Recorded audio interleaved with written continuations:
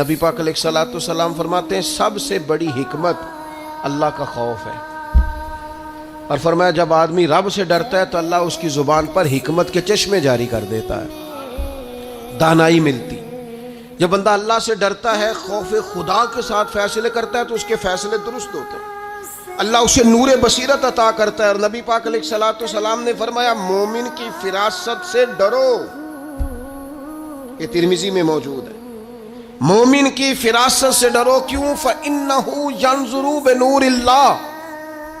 حضور فرماتے ہیں مومن جب دیکھتا ہے تو وہ صرف اس آنکھ سے نہیں دیکھتا، وہ اللہ تعالیٰ کے دیے ہوئے نور سے دیکھتا ہے۔ مومن کی فراست قلبی سے ڈرو، اسے اللہ دل کی آنکھیں عطا کرتا ہے۔ یہ کبھی اگر مجھے اقبال نے بھی کہا تھا کہ دل بینا بھی کر خدا سے طلب، آنکھ کا نور دل کا نور نہیں، اللہ سے نا دل کی آنکھیں مانگ، بصیرت والے فیصلے، اچھے فیصلے یہ کب ہوتے ہیں؟ جب انسان اللہ سے ڈرتا ہے۔ جب لوگ سیاست کر کے، لوگوں سے ڈر کے، ووٹ پکے کرنے کے لیے اور گڈ بک میں رہنے کے لیے اور اپنا جو ہے وہ مورال تھوڑا اونچا رکھنے کے لیے فیصلے کرتے ہیں تو وہ ذاتیات پر مبنی ہوتے ہیں۔ ان فیصلوں سے اچھے فیصلوں کی توقع کی جا سکتی نہیں۔ اچھے فیصلے کون سے ہوتے ہیں؟ جو بصیرت کے ساتھ کیے جاتے ہیں، اور اللہ تعالیٰ لوگوں کو بصیرت دیتا ہے۔ حضرت ابو بکر صدیق کے بیٹے بھی صحابی ہیں، پوتے اور نواسے بھی صحابی ہیں، بڑی شان ہے اور جوان ہے اور سمجھدار ہیں، لیکن اللہ نے انہیں بصیرت دی نا، انہوں نے وصال کے وقت ایک فیصلہ کیا، فیصلہ یہ کیا کہ میرے بعد حکمران سیدنا فاروق اعظم ہوں گے۔ یہ اللہ نے ان سے فیصلہ کرایا۔ لوگوں نے ان سے کہا کہ جناب آپ ایک سخت آدمی کو حکمران بنا رہے ہیں، تو حضرت صدیق اکبر فرمانے لگے میرے اوپر یہ وہ وقت ہے کہ جس وقت میں بڑا جھوٹا بندہ بھی سچ بولنے لگتا ہے، آخری وقت ہے میرے اوپر۔ آپ فرمانے لگے رب کی بارگاہ میں جاؤں گا، رب مجھ سے پوچھے گا نا حضور کی امت کس کے حوالے کر کے آیا ہے، تو عرض کروں گا مالک اس وقت امت میں جو سب سے بہترین آدمی تھا اس کے حوالے محبوب کی امت کر کے آیا۔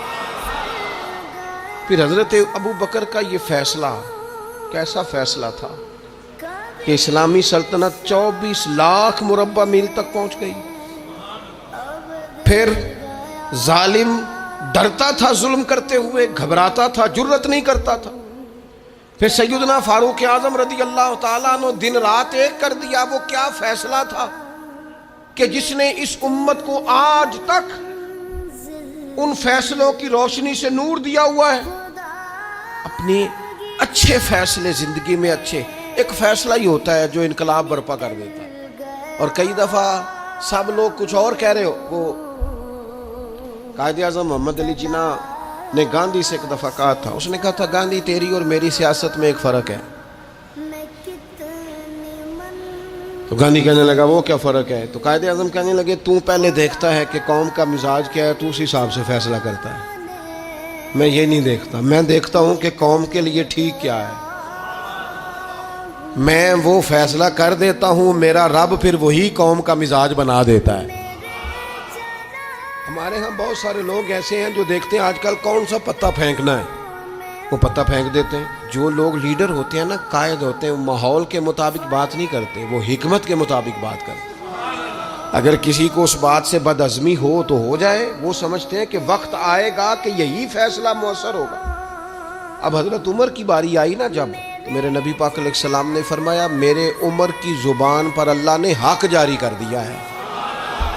عمر چونکہ رب سے ڈرتے تھے، اللہ نے ان کی زبان پر بصیرت جاری کر دی تھی۔ وہ جب بولتے تھے تو بصیرت سے بولتے، جب فیصلہ کرتے تھے تو بہترین کرتے، جب رائے دیتے تھے تو عمدہ دیتے تھے۔ شرط کیا ہے؟ یا ایھا الذین آمنوا ان تتقوا اللہ، ان تتقوا اللہ، اگر تم اللہ سے ڈرو گے یجعل لکم فرقان، پھر رب تمہیں نور بصیرت عطا کرے گا۔ پہلے تم ڈر جاؤ، فیصلے اللہ سے ڈر کے کرو، پھر وہ تمہیں بصیرت کا نور دے گا، روشنی دے گا۔ حضرت عمر کو ملی، اور سیدنا عثمان غنی کا تو یہ حال تھا کہ ایک شخص آپ کے پاس آیا اور وہ بات کرنے لگا تو آپ فرمانے لگے بدنگاہی کر کے ہے، اور اس کی حضور معاف کر دیں آنکھ بھٹک گئی تھی۔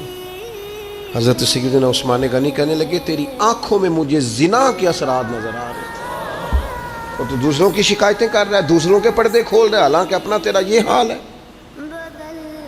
یہ نور بصیرت۔ اور پھر سیدنا مولا علی شیر خدا رضی اللہ تعالی عنہ، حضرت علی کو تو پھر حضور نے فرمایا نہ میں حکمت کا شہر ہوں، علی اس کا دروازہ ہے۔ ان کا تو پھر ماحول اس طرح کا تھا کہ وہ جو کسی سے فیصلہ نہیں نہ ہوتا تھا وہ حضرت علی چٹکیوں میں کر دیتے تھے۔ رات کا اندھیرا تھا، کوئی خاتون تھی جو اس وقت طبی معائنے کرتی تھی خواتین کو، بچے کی ولادت کے وقت لوگ اس کے گھر میں لے جاتے تھے، سمجھ لیں جس طرح آج کلینک ہوتے ہیں ڈاکٹروں، اس خاتون کے گھر میں 2 اکٹھے بچے پیدا ہوئے، رات کا وقت تھا، اندھیرا تھا، چراغ اچانک گل ہو گیا۔ اب ایک کے ہاں بیٹی ہے، دوسرے کے ہاں بیٹا ہے، تو حضرت علی المرتضیٰ شیر خدا کرم اللہ تعالی وجہہ الکریم کی بارگاہ میں فیصلہ آیا، حضور دونوں کہہ رہی ہیں بیٹا ہمارا ہے، فیصلہ کریں۔ ہر قاضی پریشان ہے، گواہ ہے کوئی نہیں، رات کا وقت ہے، اندر 2-3 عورتیں ہی ہیں اور پتہ ان کو بھی کوئی نہیں، کیسے فیصلہ کریں؟ تو حضرت علی کہنے لگے مشکل بات ہی کوئی نہیں۔ جب عورت کے ہاں ولادت ہوتی ہے تو اللہ تعالیٰ اس کے سینے میں دودھ بھی عطا کرتا ہے، فرمایا تھوڑا تھوڑا دودھ دونوں کا نکال کے تول لو، جس کا دودھ وزنی ہوگا بیٹا اس کا ہے۔ حضور یہ آپ نے کہاں سے فیصلہ کیا؟ فرمانے لگے قرآن پاک سے۔ کہا وہ کس طرح؟ فرمانے لگے اللہ نے قرآن میں بیٹے کا حصہ ہی ڈبل رکھا ہے، یا ایھا الذین آمنوا ان تتقوا اللہ یجعل لکم فرقان، اگر تم اللہ سے ڈرو گے تو اللہ تمہیں نور بصیرت عطا کرے گا۔ اللہ نے بیٹے کا حصہ ڈبل رکھا ہے، فرمایا لہذا جب بیٹا پیدا ہوتا ہے تو عورت کے دودھ میں طاقت بھی ڈبل ہوتی ہے، لہذا جا کے تول لو۔ لوگوں نے واقعی تولا اور آگے کہنے لگے اب تو ہمارا بڑا دل کرتا ہے علی آپ کی بار بار زیارت کریں، وہ تو ہے نا کہ 25% زیادہ ہو، حضور ایسا نہیں ہوا، ڈبل ہی زیادہ ہے، آدھا وزن زیادہ ہے، یہ دیکھا ہے ہم